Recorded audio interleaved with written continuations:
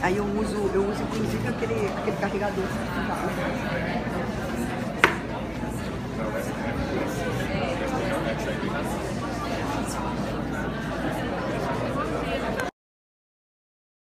Fala pessoal, bom dia a todos, é um prazer receber vocês aqui no canal. A gente vai começar uma mega revisão de direito constitucional, tiro, porrada e bomba para brocar amanhã, prova de delegado aqui em Pernambuco.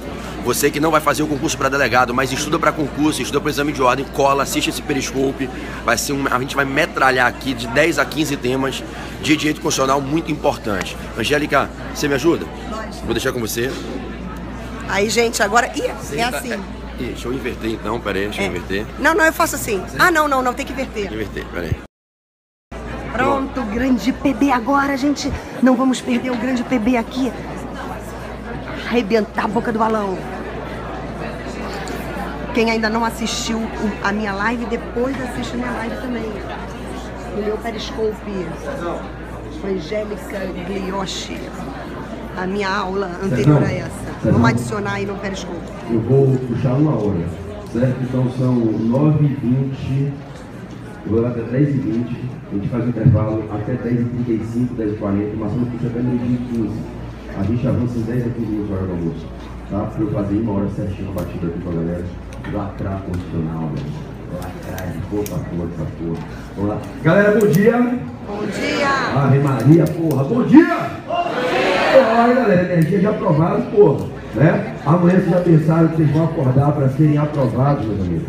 Em nome de Deus Pai aí, rapaz, quem tá pagando o preço, estão pagando, principalmente aí a galera que veio de fora, sem não demérito a galera local, mas quem pegou avião, porra, gastou uma grana, pagou passagem, tá aqui, vocês estão aqui para brigar para ser aprovados, e amanhã é dia de glória para todo mundo, a galera que tá aqui, se Deus quiser, vai estar focado amanhã, vai, ó, fuzilar aquela prova, é tudo nosso e nada dá certo, beleza?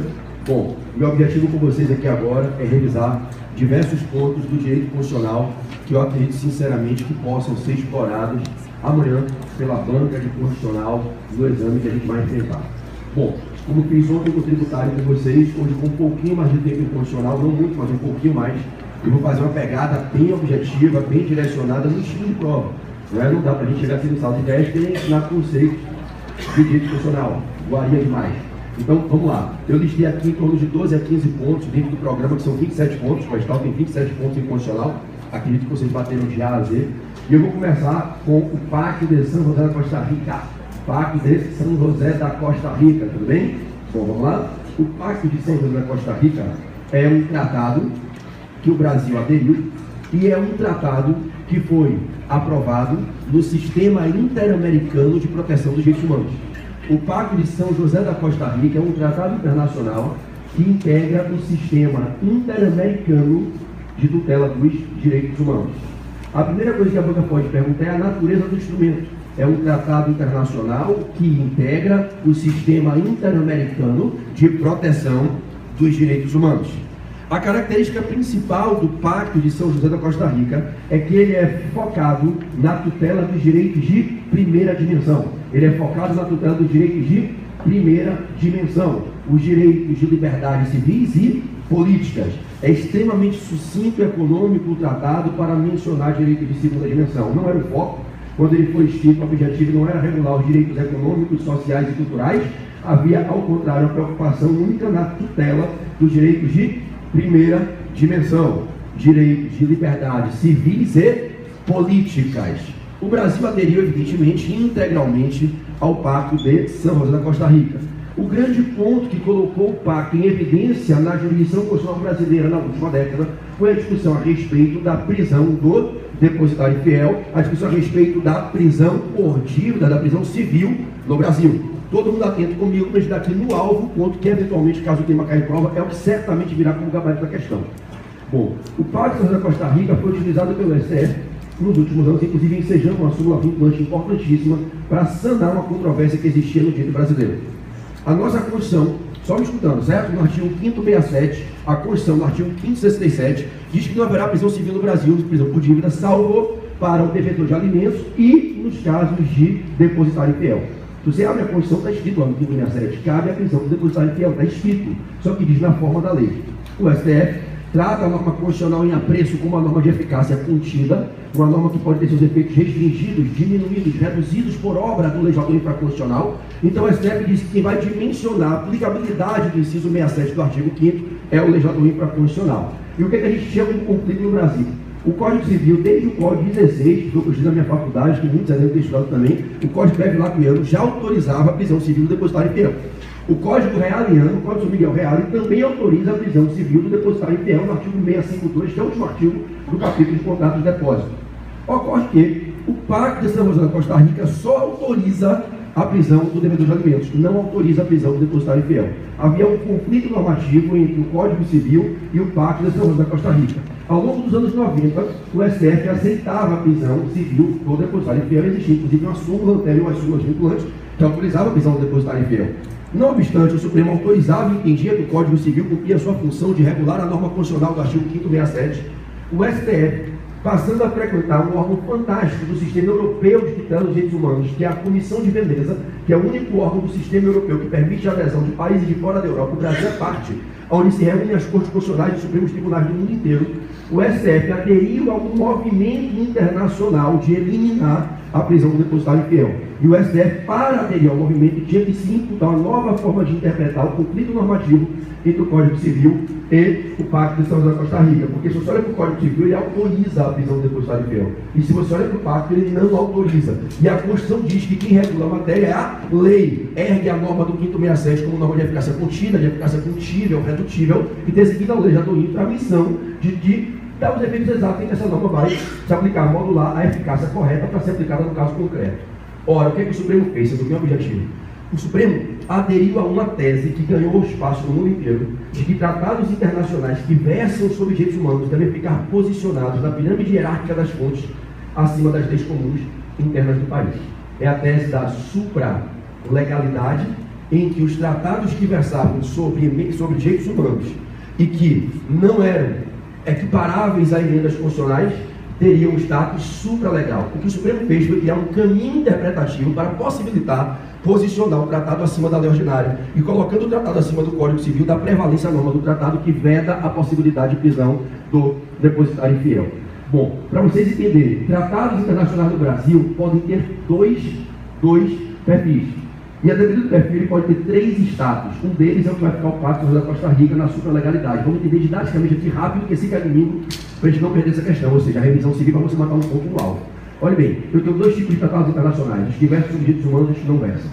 Ok? Tratados que não versam sobre direitos humanos, quando internalizados corretamente, passam pelo Congresso, aprovação, decreto legislativo, internalização, voto do presidente, depósito de instrumento, decreto executivo, publicação. Esses tratados que não versam sobre direitos humanos, os tratados de natureza patrimonial, econômica, tributária, entram como lei ordinária. GATT, ALAUC, Mercosul, entram como lei ordinária, tudo bem? Já os tratados que versam sobre direitos humanos entram acima das leis ordinárias. E esses vão se subdividir em 2 espectros, ok? Em 2 prospecções. De um lado, os que não puderam ganhar equivalência à emenda constitucional, porque não cumpriram os requisitos para tanto. De outro lado, os que ganham equivalência à emenda constitucional. Então, nos tratados que versam sobre direitos humanos, eu tenho 2 possibilidades. Uma delas, eu equiparo esse tratado à emenda. Na outra, eu não posso equiparar a emenda. Em ambas as hipóteses, vai ficar acima das leis. Vai ficar acima das leis. E as leis vão ter que se adequar ao que está disposto no tratado. Então, os tratados que versam sobre direitos humanos, que cumprem mais 2 requisitos, os tratados que cumprem 3 requisitos, primeiro é versar sobre direitos humanos, e mais 2 podem ser equiparados à emenda constitucional. Por obra da reforma do Judiciário, há uma década atrás, a emenda 45, de 8 de dezembro de 2004, por obra da emenda 45, se autorizou que tratados que versam sobre direitos humanos e após 8 de dezembro de 2004, sejam internalizados no Brasil com processo legislativo equiparável àquele que se usa para converter PEC em emenda constitucional, eles são equivalentes à emenda constitucional e as normas deles são consideradas normas formal e materialmente constitucionais. Então, os tratados internacionais que versam sobre direitos humanos, que são aprovados no Brasil após 8 de dezembro de 2004, e que são aprovados com um processo legislativo, um devido processo legislativo formal que se aplica para converter PEC em emenda, separa as 2 casas, o tratado vai para a Câmara, 2 turnos, 3 quintos, vai para o Senado, 2 turnos, 3 quintos, bingo, esse tratado tem equivalência à emenda constitucional, ok? Agora, se o tratado versa sobre direitos humanos e não cumpre esses requisitos, ou porque não teve processamento no rito de PEC, ou porque é anterior à emenda 45, ele não pode ter equivalência à emenda. O Supremo entendeu que a reforma do Judiciário, quando disse que tratados podem ser equiparados a emendas, a norma não retroagiria. Então, esses tratados, como é o caso do Pacto da Costa Rica, que são anteriores a 2004, eles ficaram no campo da supralegalidade, uma tese que com muita força foi patrocinada pelo ministro Celso de Mello, com o apoio do Gilmar, e aí o Supremo terminou abraçando a tese da supralegalidade. Então, na prova da gente domingo, Pacto da Costa Rica é um monumento normativo que integra o sistema interamericano, fica vinculado à OEA, de tutela dos direitos humanos. Ele é vocacionado para a proteção dos direitos de primeira dimensão, que são os direitos de liberdades civis e políticas, e esse tratado entra no Brasil com status de supralegalidade. E em razão da supralegalidade dele, se sobrepondo ao Código Civil, que a gente do Brasil fez a inversão da jurisprudência, abriu mão da possibilidade da prisão do depositário fiel e não cabe mais aplicando-se a norma do tratado e não a norma do Código Civil, regulamentando o artigo 567 da Constituição. Para tanto, foi editada a súmula vinculante 25 do STF, súmula vinculante 25, não precisa se preocupar com copiar, porque você vai estar no grande súmula amanhã. É só para lembrar que tem a súmula vinculante 25. Tudo bem? Estamos juntos? Sim. Daí eu já entro para o segundo tema que eu puxei para a revisão de hoje, que é súmula vinculante, ok? Súmula vinculante é o segundo tema da revisão, é um tema que perpétua na esfera de poder judiciário. A Constituição tem 10 títulos, o título 4 que é o maior de todos, é todos os poderes, e o capítulo 3 é poder judiciário. Dentro do capítulo 3 tem a seção do Supremo Tribunal Federal, e nela tem uma parte que fala de súmula vinculante. Pode ser que caia uma questão sobre o instituto jurídico da súmula vinculante na prova de vocês de amanhã. Bom, vamos lá. Algumas perguntas rápidas que a banca poderia usar para formatar um quesito, alguns tópicos rápidos. Quem pode propor uma súmula vinculante? Quem pode propor ao Supremo que faça uma súmula vinculante? Primeiro, que o Supremo pode de ofício fazer, como várias foram feitas por iniciativa dos próprios ministros da comissão, né, do Supremo. Então o Supremo pode fazer de ofício, e Caio Domingo pode marcar verdadeiro, o Supremo pode de ofício, ele mesmo, né, fazer a súmula vinculante, sem que ninguém tenha proposto a PSV, a proposta de súmula vinculante. O Supremo pode fazer de ofício a súmula vinculante, mas ele pode fazer mediante propositura de alguns legitimados. E aí vai pegar gente sempre em provas de concurso, galera. Todo mundo, quer dizer, todo mundo não sei, mas a maioria das pessoas já ouviu um dia na vida dizer assim: quem pode propor súmula vinculante, quem pode propor ADI, ADO, ADC, ADPF. Os mesmos legitimados para ADI, ADO, ADC, ADPF são legitimados para propor súmula vinculante. Cuidado com a pegadinha do cacete aí, dá uma rasteira em geral. Todo mundo que pode propor ADI, ADO, ADC, ADPF pode propor súmula vinculante, mas tem mais gente que pode propor súmula vinculante e que não pode propor ADI, ADO, ADC, ADPF. Então tem um rol especial de legitimados que você não vai encontrar na Constituição. Você encontra na lei que regula as súmulas vinculantes. De que eu estou falando? Todos os tribunais superiores, TJs e TRFs, e tribunais regionais, não só os TRFs, na especialidade também, TRE, TRT. Então, todos os tribunais superiores, tribunais regionais e tribunais locais de justiça podem propor súmula vinculante, é a súmula de origem do judiciário, os tribunais podem propor súmula vinculante. O Defensor Público Geral da União, DPGU, pode propor súmula vinculante. O Defensor Público Geral da União pode propor súmula vinculante. E se liga nessa aqui agora: o município, nos processos em que ele está litigando como autor ou réu, tá? Uma ação em face do município, o município demandando em face de alguém.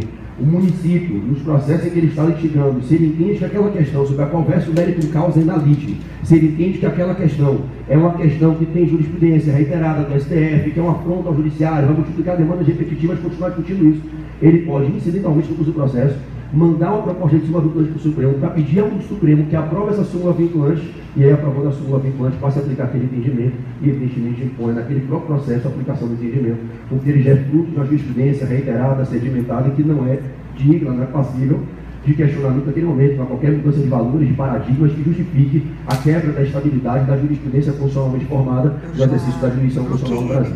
Então, na prova de vocês, meu irmão, além de casos, eu vou lembrar você quem é que pode propor, ADI, ADO, ADC, ADPF, é tema que sempre cai em prova, né? Sempre passível de prova, quem pode propor, tá? Quando chegar em controle eu vou falar disso. Mas, além dos caras que podem propor ADI, ADO, ADC, ADPF, também pode propor súmula vinculante, tribunais superiores, tribunais regionais, tribunais locais, Defensor Público Geral da União e o município, incidentalmente, no curso do processo no qual ele é parte, litiga sobre um tema que já é algo de jurisprudência reiteradamente aplicada e estabilizada, sedimentada no STF. Estamos juntos? Todos nós? Simbora. Bom, galerinha, qual o quórum para aprovar, para emendar ou para cancelar a súmula vinculante? 2/3 dos ministros do STF ou mais. 8, 9, 10 ou 11 ministros. Menos de 8 não rola. 8, 9, 10 ou 11 ministros é o quórum para poder fazer, aprovar, emendar ou cancelar uma súmula vinculante. Tudo bem? Ainda sobre súmula vinculante, o PGR, Procurador-Geral da República, que é um dos legitimados a propor o pedido de súmula vinculante, O PGR, em qualquer proposta de súmula vinculante, ele tem que ser ouvido e o Ministério Público tem que dar o parecer, o Ministério Público da União tem que ser consultado para dar o parecer, porque às vezes é um bom parecer, tecnicamente bem feito do PGR, que alguns ministros voltam atrás e desistem de dar efeito vinculante àquela súmula, que com certeza, dando efeito vinculante, é uma mordaça aqui, né? Restringe bastante a liberdade decisória, que é fruto da autonomia da magistratura, para os magistrados do país inteiro. Então, fazer uma súmula vinculante é algo que você tem muita cautela, porque ao fazer a súmula vinculante você relativiza o outro instituto constitucional, que é a autonomia intelectual da magistratura, que consagra a liberdade decisória motivada para que, motivando, o magistrado decida da maneira que melhor se afeiçoa para a sua razão jurídica. E a súmula vinculante retira a liberdade decisória, porque impõe o efeito vinculante a obrigação de replicar aquele entendimento firmado e esposado no enunciado de caráter vinculante. Então, para fazer uma súmula vinculante, é fundamental, é imprescindível para a prova, é imprescindível ouvir o Ministério Público da União, que tem que ter o parecer do PGR sobre pena de nulidade da súmula vinculante. Tudo bem? Estamos juntos? Próximo ponto. Direitos políticos, plebiscito e referendo. Direitos políticos, plebiscito e referendo. Vamos nessa? Bom, galerinha, os direitos políticos são direitos de primeira dimensão. Não é? A primeira dimensão do processo histórico evolutivo e afirmativo dos direitos humanos foi aquela dimensão do final do século XVIII.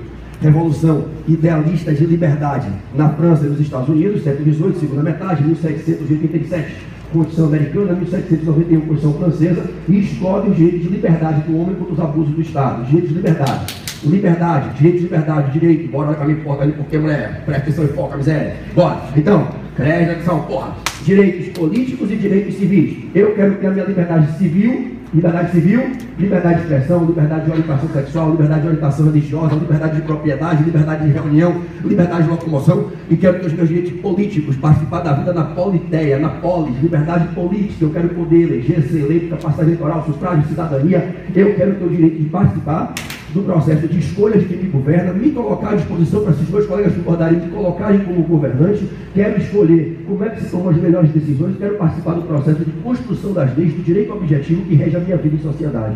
Isso é liberdade política. Direito de participar da vida da polis no que tange a relação republicana, a relação de forma de governo entre o Estado que me governa, a república, a coisa do povo, e eu sou o governado. Então, a forma republicana, aliada ao regime democrático, não tem como afastar a liberdade política das pessoas do povo.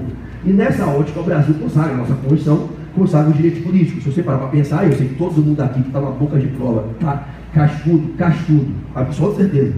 Vocês estão cascudos em penal, processo penal, constitucional, medição legal, que se você não está cascudo nessa porra, amadurece mais um pouquinho, para na hora certa você pinga lá, fazer o bingo na prova e ir para a tropa de faixa preta que vai disputar não realmente a correção da peça específica. Né? Porque se você vai para uma prova de véspera e você não está cascudo, mordendo, para trincar, para gabaritar, penal, processo penal, medição legal e constitucional, você pode até entrar. Para poder ser apoiado para você, está construído, até entra. Mas é natural que quem chega aqui na revisão de véspera, quem paga uma revisão de véspera, quem está aqui no sábado no auditório, está lá, eu vou lá para relaxar aqui, pode relaxar, não pode tudo na prova. Relaxar, que mãe vez pode. Você está cascudo e constitucional, eu tenho certeza absoluta, eu só estou revisando com você. E revisando com você, vendo de novo, se lembre que a Constituição, ela cuida dos direitos políticos, lá no título 2.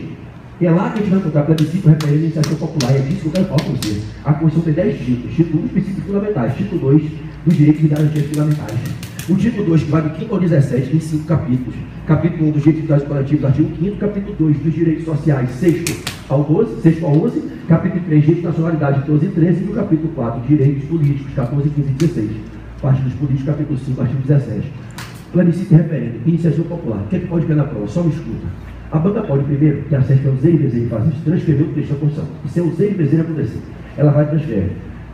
O povo, na sua soberania popular, pode atuar. A soberania popular é exercida através do sufrágio universal, do voto direto e secreto com valor igual para todos, e dos seguintes instrumentos.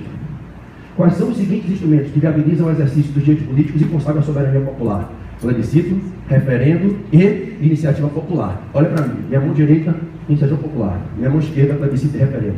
Qual é a diferença de iniciativa popular e plebiscito e referendo no que tange a missão desses institutos? Iniciativa popular é um mecanismo para que o povo participe do feitio das leis.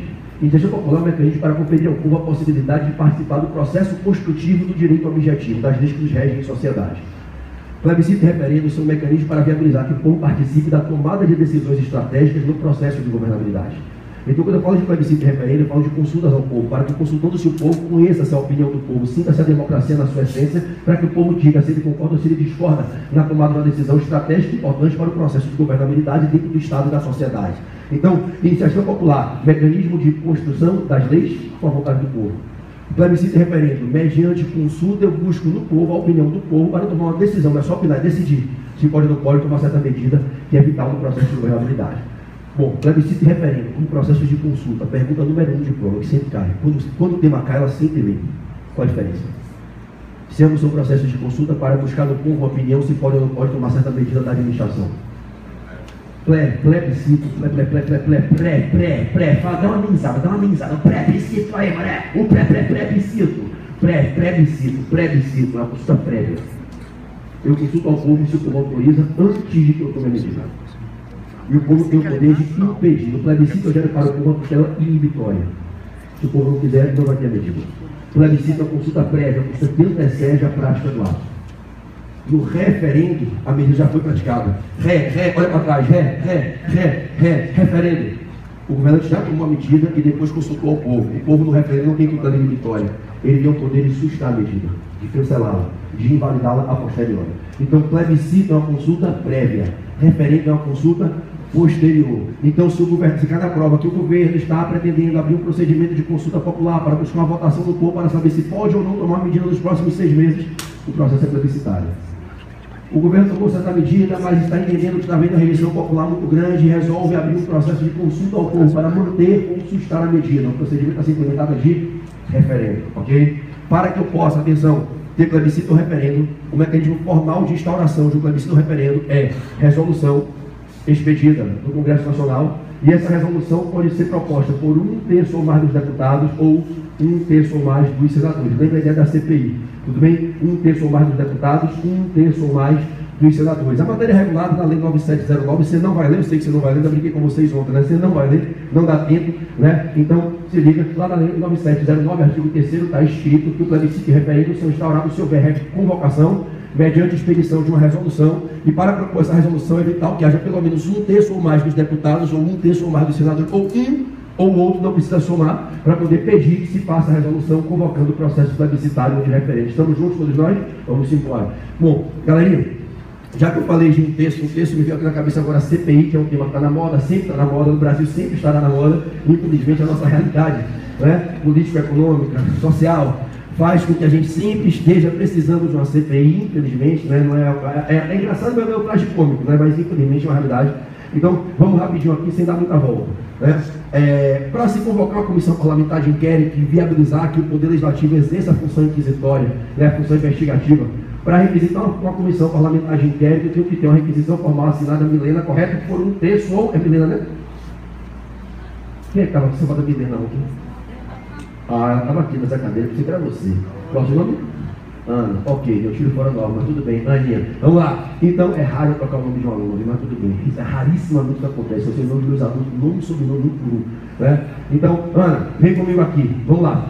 Para eu poder ter CPI ou 1/3 ou mais dos deputados, ou 1/3 ou mais dos senadores. E para ter uma comissão parlamentar mista de inquérito, a CPMI, 1/3 ou mais de deputados e senadores, ok? Beleza. Instaurada a CPI, lembre sempre, tem pegadinhas que a gente não coça para a gente marcar, a gente esquece. CPI não condena ninguém a nada. CPI não condena, CPI não aplica a pena, CPI não executa a pena. CPI não aplica a sanção civil, CPI não condena por improbidade, CPI não aplica a sanção penal, CPI não condena por crime de responsabilidade. A CPI forma um juízo final de valor e passa a bola para as autoridades e entidades que têm a legitimação para perseguir eventualmente o crime ou o ilícito civil. Se a CPI faz um relatório final, um laudo de conclusão, enxergando que houve um crime de responsabilidade, ela passa a bola para quem?